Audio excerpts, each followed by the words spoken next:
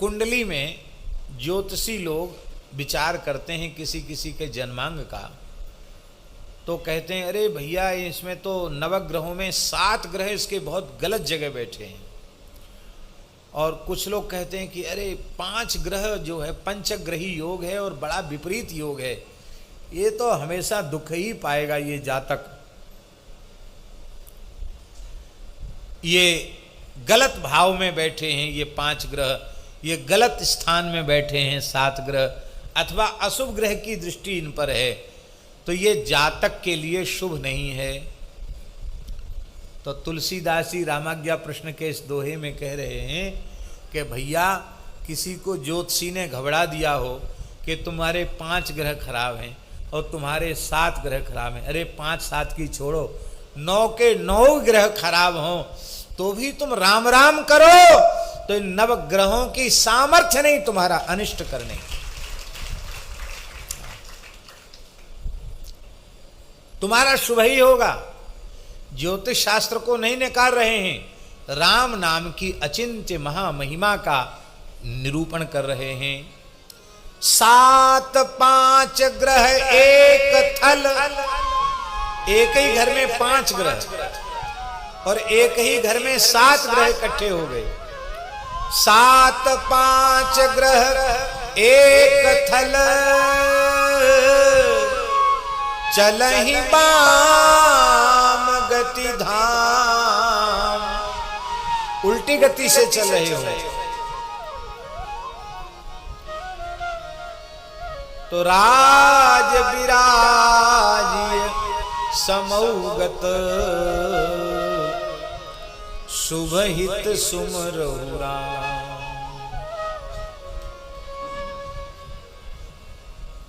ऐसा व्यक्ति जिसके एक ही घर में 5 या 7 ग्रह आ गए हों और वो विपरीत भाव में हों, विपरीत अवस्था में हों, प्रतिकूल गति वाले ग्रह हों, तो राजा भी होगा तो रोड पे आ जाएगा, राजा भी होगा तो भिखारी बन जाएगा। राजा है पर ये विपरीत समय आने पर वो अवश्य फल देंगे।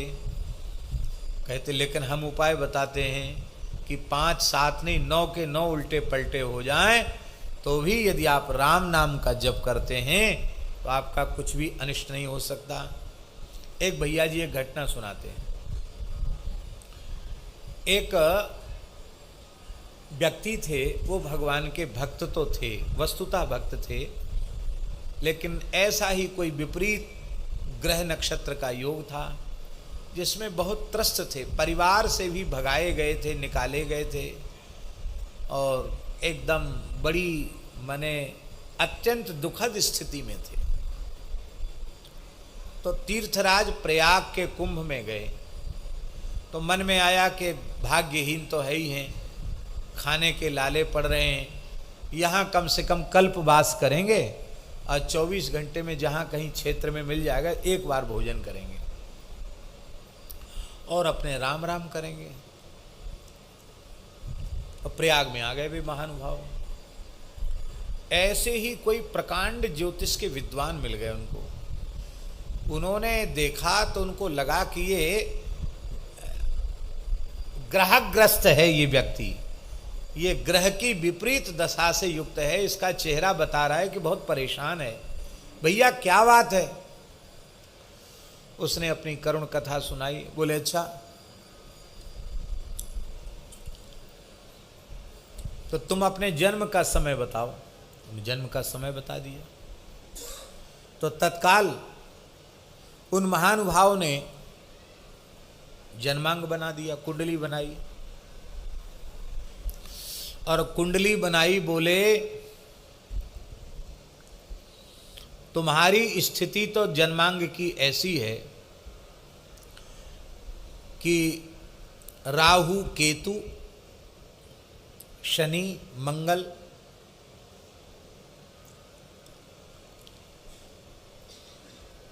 शुक्र ये सब के सब इस प्रकार की स्थिति बना रहे हैं कि तुम्हारी आयु इतना प्रबल मारक योग है क्या कहते हैं उसको, मार्क योगी तो कहते हैं, मार्केश, इतना प्रबल मार्केश है कि हमारे ज्योतिष की गणना के अनुसार तुम्हारी आयु अब 1 महीने से ज्यादा नहीं, बड़ा कष्ट पाकर तुम्हारा शरीर पूरा होगा, तुम्हारा जीवन समाप्त है, समझ लो। उसने कहा चलो अच्छी बात है, आपने बढ़िया बात बता दी, हमें कोई घबराहट नहीं है, अच्छी जगह आ गए, तीर्थराज प्रयाग है, गंगा जमुना का संगम है, हजारों साधु हैं, कुंभ का समय है, तो अब हम कुछ न कुछ करेंगे। क्या करोगे? अरे बच्चा, किसी ग्रह के मंत्र के जप में अब वह सामर्थ्य नहीं है कि तू बच सके, क्योंकि इतनी विपरीत स्थिति है, प्रबल मार्केश है तेरा। ठीक है, वो भक्त था, भक्त। उसने कहा भैया ये सारा ब्रह्मांड भगवान का बनाया है, तो ग्रह गोचर नक्षत्र ये सब भी तो भगवान के बनाए हुए, राम जी जो करेंगे सो ठीक ही होगा। मौन हो गया और उसने राम राम जपना शुरू कर दिया।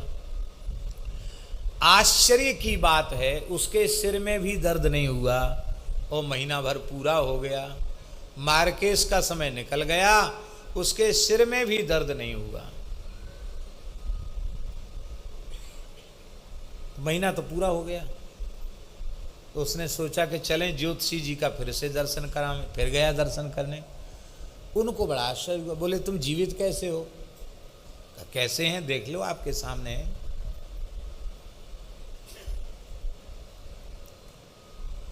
कैसे जीवित? बोले देख लो आपके सामने महाराज, कोई रोग हाली बीमारी कोई तकलीफ? अरे बोले महाराज तकलीफ पहले थी, बहुत बहुत कुछ तकलीफ थी, अब तो बिल्कुल कोई तकलीफ नहीं। क्या करते हो, क्या पूजा पाठ जब किया? बोले कुछ नहीं।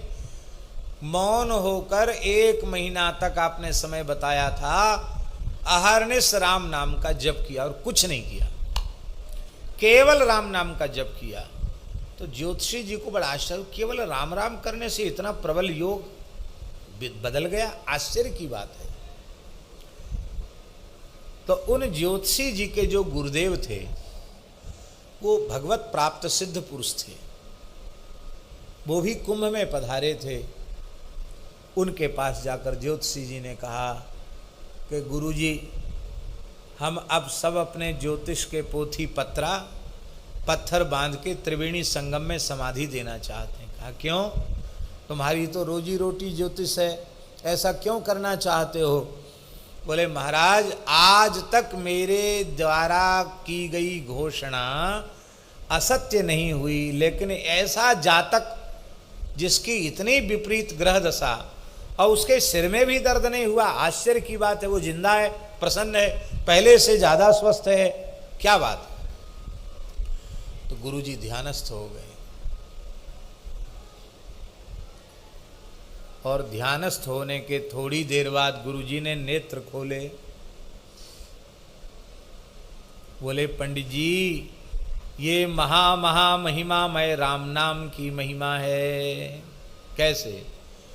बोले जब इसने भजन करना शुरू किया तो जो ग्रह गोचर की स्थिति है उसमें विवाद छिड़ गया। बोले भैया तुम्हारा पहले समय, तुम जाओ पहले उसको कुछ सताओ। सबसे पहले मंगल को कहा कि तुम सताओ। मंगल बोले हम नहीं जाएंगे, चाहे भले ही बकरी हो, विपरीत हो, मार्केश हो, हम नहीं जाएंगे। क्यों? बोले राम जी हमारे जीजाजी लगते हैं। हाँ, राम जी हमारे जीजाजी लगते हैं, क्योंकि श्री जानकी जी भूमि पुत्री हैं और मैं भूमि पुत्र हूँ, किशोरी जी का भाई हूँ, इस नाते से वो मेरे जीजाजी लगते हैं और हमारे जीजाजी का नाम दिन रात जपता है। ऐसे अपने जीजाजी के परम शरणागत भक्त का हम कुछ भी नहीं बिगाड़ सकते। हम बिगाड़ेंगे नहीं, हम बनाएंगे जरूर उसका काम, बिगाड़ेंगे नहीं। पीछे हो गए। मंगल मना कर दिया। बोले देखो चलो, इन्होंने तो रिश्तेदारी निकाल ली। शनि ग्रह से कहा कि आप तो बड़े कठोर शासक हैं, सबको जब दंड देते हैं तो किसी को नहीं देखते, महात्मा दुरात्मा किसी को नहीं देखते, सबको एक लाठी से हाँकते हैं। शनि ग्रह बड़े बलवान हैं, वैसे लोगों में भक्ति भले ही ना हो, पर शनिवार होवे और पीपल दिखाई पड़े तो अपने आप सिर झुक जाता। वैसे हमेशा ही झुकना चाहिए पीपल को देख के सिर, लेकिन शनिवार को पीपल देख के सिर जरूर झुकता है। शनि से सब घबराते हैं, परेशान रहते हैं। शनि ग्रह से कहा कि तुम जाओ, तुम्हारा मार केस है। शनि ने कहा कि ये तो संभव ही नहीं है। क्यों? क्योंकि मैं महायोगी भगवत भक्त हूं, निरंतर भगवान नाम का जप करने वाला हूं, और मैं सूर्य पुत्र हूं, और हमारे राम जी सूर्य वंश में प्रकट हुए हैं, और उनका ये भक्त है, राम नाम का जप करता है। मैं बिल्कुल इसका अनिष्ट नहीं कर सकता, मैं तो शुभ ही फल दूंगा, मैं इसको बचाऊंगा, मारूंगा नहीं इसको। शनि ने मना कर दिया। राहु केतु भी खराब स्थिति में थे। भैया तुम तो दैत्य हो, तुम तो अपना फल दे दो इसको। विधाता ने कहा तुम तो अपना फल दो, विपरीत फल।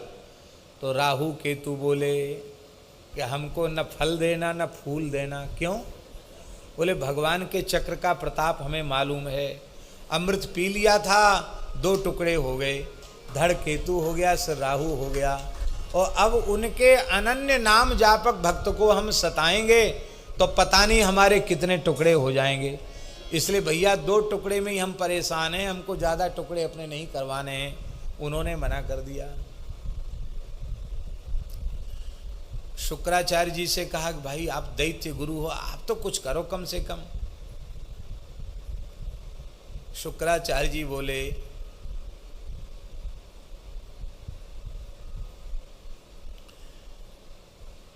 कि हम दैत्य गुरु अवश्य हैं, पर नाम की महिमा से अपरिचित हों ऐसा नहीं। देखो शुक्राचार्य जी का वचन बड़ा अद्भुत है। भगवान वामन ने कहा कि तुम पूर्णाहुति कर दो, क्योंकि हमने बीच में ही आकर विक्षेप कर दिया, तुम्हारे जजमान को बंधन में डाल दिया, तो अब कम से कम कर्मकांड तो पूरा कर दो, विधि पूरी कर दो, पूर्णाहुति कर दो यज्ञ की। उसमें शुक्राचार्य जी ने क्या कहा? बहुत प्यारा श्लोक है।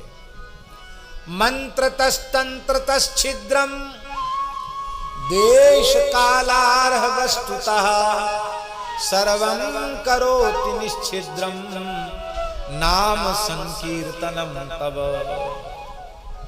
मंत्र का दोष, तंत्र माने विधि का दोष, देश का दोष, काल का दोष, समस्त प्रकार के दोषों की निवृत्ति हरिनाम संकीर्तन से हो जाती है। जब आपके नाम की ऐसी महिमा है कि नाम के कीर्तन से संपूर्ण दोषों की निवृत्ति हो जाती है, फिर यज्ञेश्वर यज्ञ नारायण स्वयं यज्ञ में पधारें, फिर यज्ञ अपूर्ण रहा, यज्ञ तो परिपूर्ण हो गया आपके पदार्पण से ही। तथाप्याज्ञां करोमिते, फिर भी आपने आज्ञा दिया है तो हम पूर्णाहुति कर देते। भगवान शुक्राचार्य जी ने पूर्णाहुति कर दी। शुक्र ने भी मना कर दिया कि हम भक्त की महिमा जानते हैं, भगवान नाम की महिमा जानते हैं, और बाकी तो सब ठीक ही थे। 5 ग्रह विशेष प्रतिकूल थे, और बृहस्पति तो बेचारे सौम्य हैं, बुध भी सौम्य है, अनुकूल ही हैं, चंद्रमा तो परम सौम्य है ही हैं। तो सब बात बन गई, बिगड़ी बात बन गई। श्री हित हरिवंश महाप्रभु जी की स्फुट वाणी में ताते भैया कृष्ण नाम धन संचु, ये पद है उनका, और उसमें उन्होंने लिखा है का करी है नवग्रह रंक, ये कंगले तुम्हारा क्या बिगाड़ेंगे। यदि श्री कृष्ण तुम्हारे अनुकूल हैं तो नवों ग्रह तुम्हारे प्रतिकूल होकर तुम्हारा कुछ नहीं बिगाड़ सकते, और यदि श्री कृष्ण तुम्हारे अनुकूल नहीं हैं और नवों ग्रह तुम्हारे अनुकूल हैं तो भी यह अनुकूल होकर तुम्हारा क्या बना देंगे। अधिक से अधिक तुम्हें लौकिक कोई पद प्रतिष्ठा लाभ दे देंगे, उससे तुम्हारे कल्याण का क्या लेना देना है। तो ये नहीं कहते कि ग्रह आदि की दशा और ग्रह नक्षत्र आदि को नहीं मानना, मानो, पर भैया सबका अंतिम उपाय भगवत शरणागति है। सबका अचूक अस्त्र, सबका समाधान श्री राम नाम का जप है। इसलिए 7 5 ग्रह एक थल, चलहि बाम गति धाम, राज विराजिय समौगत, शुभ हित सुमिरहु राम।